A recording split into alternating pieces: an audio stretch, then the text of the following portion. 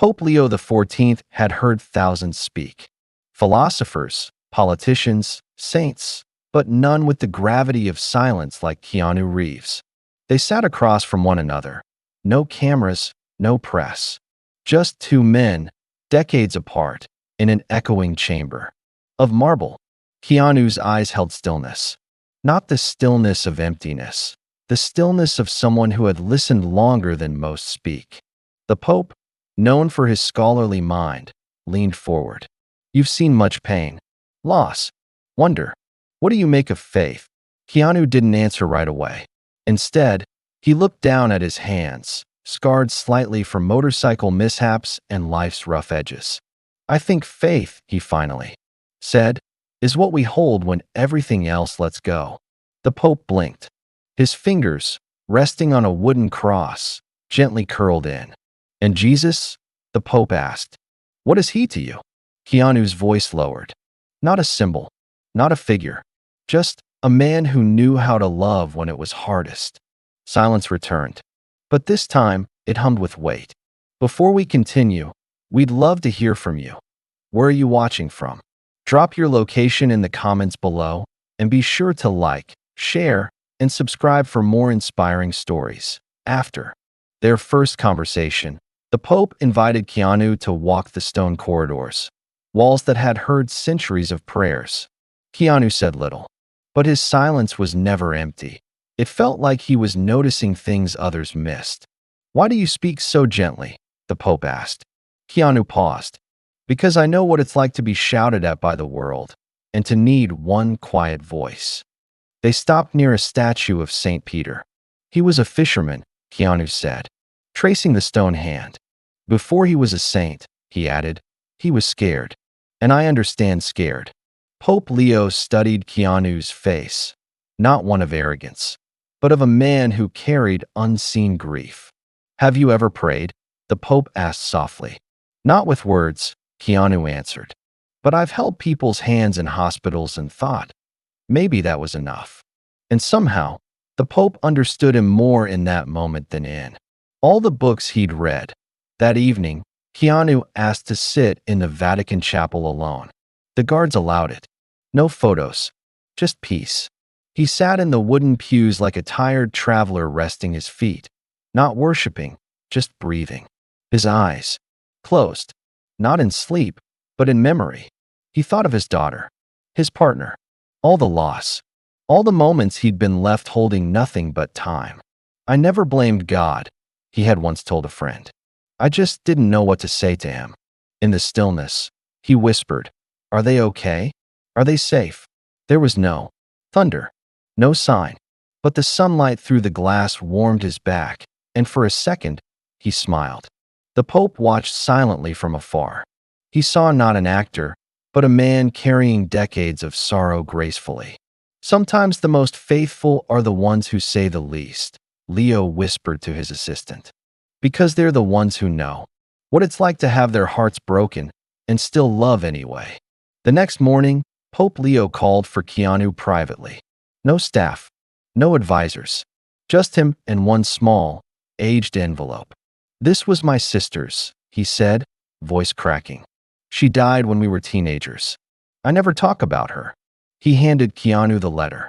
She believed in people, even when they failed her. Keanu read it silently.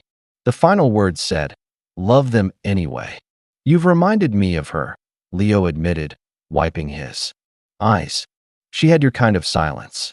The kind that heals. Keanu's voice was soft. Sometimes people carry light without knowing it. Do you think Jesus would sit with someone like me? The Pope asked suddenly. Keanu nodded. I think he already does. In every quiet room where someone is trying to love better. Pope Leo looked down, overwhelmed. That's the truest thing I've heard in my years of power. And the tears that slipped from his eyes weren't of sadness. They were from something deeper. Released out on their final day, they sat under the olive trees. No robes, no guards, just two men seeking peace. You've been asked to play heroes, the Pope said. But today, you were one. For me, Keanu shook his head. I'm not a hero. I just believe that kindness is the only thing we take with us. The Pope's lips trembled. And what about Jesus? Keanu looked into the distance, breathed slowly, then said, if Jesus walked into a hospital, he wouldn't preach. He'd sit quietly beside someone until their pain felt shared. He wouldn't talk about heaven. He'd help them make it through the day. The Pope covered his face with his hands, overcome with emotion. That's it. That's who he is. Keanu placed a hand on his shoulder. Sometimes, love doesn't need theology. It just needs presence. And that's when the world's most powerful religious man wept, not from doctrine, but from being truly understood. Though it was meant to be private, whispers of their conversation quietly escaped into the world. A Vatican aide tweeted a single line, "Kindness is the only thing we take with us, Keanu Reeves." Within hours, millions shared it, not as gossip, but as a breath of fresh truth. News anchors paused their scripts. Spiritual leaders quoted it. Even atheists said, "That's real." The world didn't hear a sermon. They heard a heartbeat. Pope Leo, moved by the response, said publicly, "Sometimes wisdom wears jeans and rides a motorcycle." Keanu, asked about it later, simply said, "I just answered honestly." A journalist called it the quiet revival. But Keanu laughed gently. If there was a revival, it was for one man, the Pope. I just sat with him. And maybe that's why the world listened, because it wasn't loud. It was true. Weeks later, Pope Leo had a bench built in the Vatican garden. No marble, no gold, just wood. Natural, simple. The plaque on it read, "Sit here if your heart is tired." It became known as Keanu's bench. Visitors sat, prayed, cried, rested. Keanu heard about it and smiled. Funny, that's all I ever wanted people to feel when I entered a room. A little girl left a lemon on the bench with a note, "For kindness." A grieving father came. So did a nun questioning her faith. No one spoke, but they sat together, and in silence, they began to feel whole again. Pope Leo often walked by and whispered, "Still working, aren't you, Reeves?" The bench never made headlines, but it healed people every day. After the story spread, the Vatican received thousands of letters, not to the Pope, but to Keanu. Most began with, "I never thought you'd understand me," but they came from prisoners, nurses, widows, doubters, teenagers scared to live. "You made me believe that quiet people still matter," one read. Another said, "Your words stopped me from ending my life." The Pope gathered them into a wooden box labeled, "Stillness Speaks." He handed it to Keanu on his next visit. "They listened to you," he said. Keanu touched the lid gently. "Not to me," he said. "To someone who finally spoke softly." "Maybe that's what the world needs," the Pope replied. "Not louder voices, but truer ones." Keanu, days later, was spotted near a lesser-known Roman street fountain. A photographer captured him kneeling beside a homeless man, pouring water into his cupped hands. The man smiled. "I thought you were just a movie guy." Keanu laughed, gently. "Sometimes I forget that too." "What would Jesus say to me?" the man asked, trembling. Keanu looked him in the eyes. He'd probably say, "Let's sit for a while. You look tired." The photo went viral, but Keanu never commented. Pope Leo saw the photo and whispered, "There he goes again, reminding us how to be human." The man in the photo later wrote a letter. "No one's ever seen me like that until him." And the world remembered, compassion isn't public. It's personal. On Keanu's last day in Rome, the Pope asked one favor. "Will you plant something with me? Something that doesn't speak, but still grows." They knelt in the garden and planted a young olive tree. "It will take years to bear fruit," said the Pope. "So will peace," Keanu replied. They didn't name it, but a small tag read, "For peace." Keanu placed one stone beside the roots, "For the ones we've lost, and one for the ones we're still becoming," the Pope added. The tree now stands taller each year, watered by rain, not fanfare. And underneath its shade, people still sit, not for answers, but for peace. Months passed. The Vatican remained silent about Keanu's visit, but the Pope had written something quietly, just for him. A single envelope, aged parchment, sealed with wax. No title, just for the quiet man. Inside, the letter read, "When theology failed me, your gentleness reminded me of God. You never preached. You simply sat. And in sitting, you restored me. I spent my life trying to understand Scripture. But in you, I saw it lived. I used to think saints wore robes. Now I know they wear denim jackets too." The Pope signed it with one final line. "Thank you for letting silence speak." Keanu never published it. He folded it once and kept it in his back pocket. After a quiet memorial for an unknown monk, Keanu was seen walking alone in Rome. He paused at the base of a cathedral and sat on the steps, unnoticed.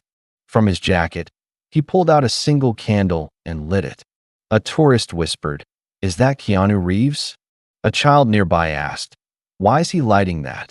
He heard her and softly replied, "For the people we forget, even though they never forgot us." No one spoke after that. The steps became still. The candle flickered but didn't go out. A man from the crowd sat beside him. Then a woman. Then 5 more. And just like that, grief became company, and strangers became silent healers. Days later, a Roman taxi driver gave an interview to a small local podcast. He didn't want a photo. He asked how I was instead. My wife was in the hospital. I hadn't told anyone. He listened.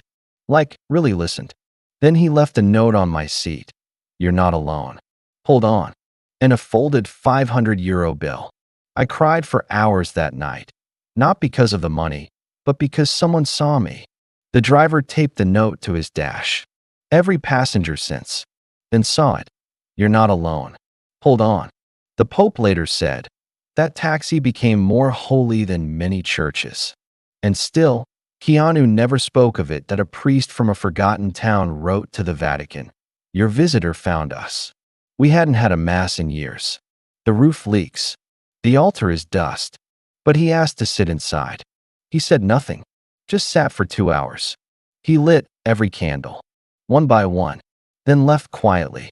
But when we opened the prayer box, it was full. Hundreds of folded papers. Each one said the same thing. "You're seen." Since then, people return every day. They leave prayers and take hope. We call it the Church of the Quiet Saint now.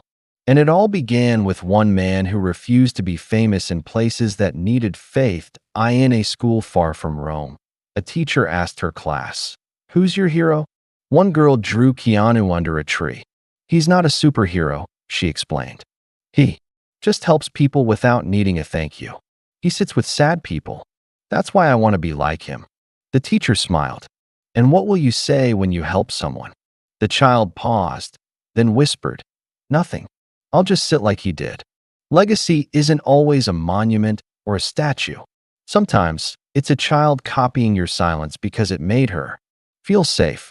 And in that moment, Keanu Reeves, unknowingly, became more than an actor.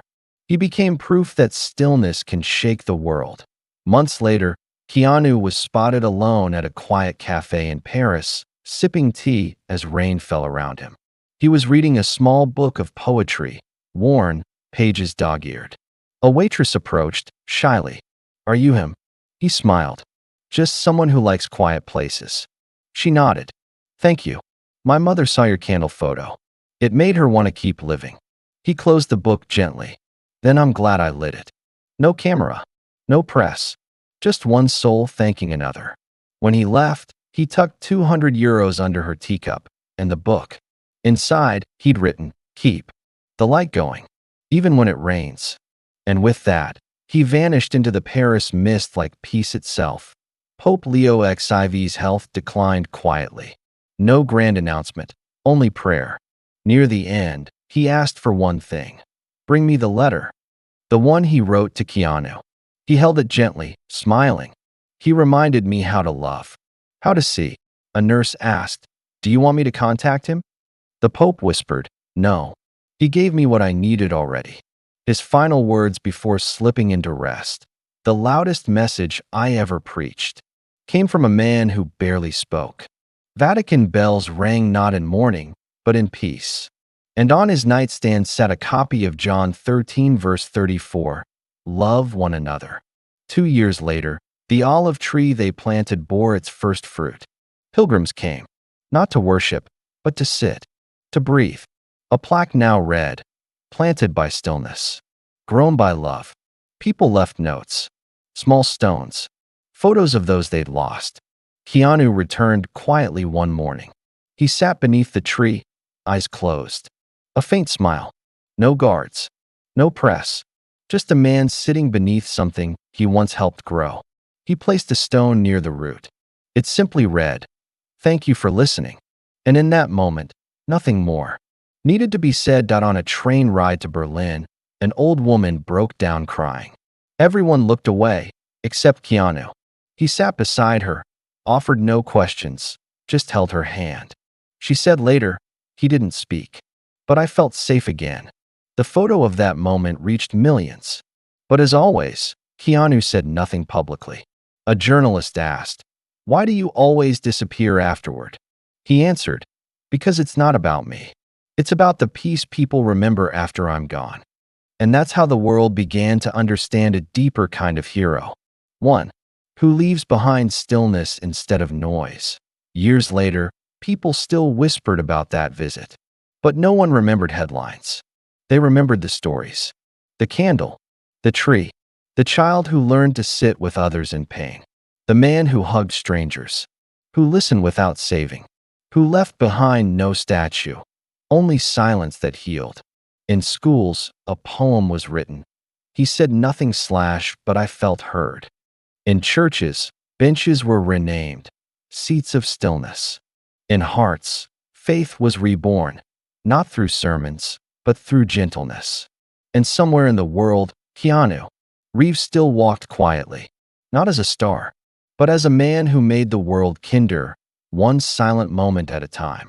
What did this story teach you about kindness, silence, and the impact one person can have? And where are you watching this from? Drop your thoughts and location in the comments below. If this story touched your heart, please like, share, and subscribe to our channel for more stories that inspire and uplift. Your support helps us keep sharing these moments of hope and humanity.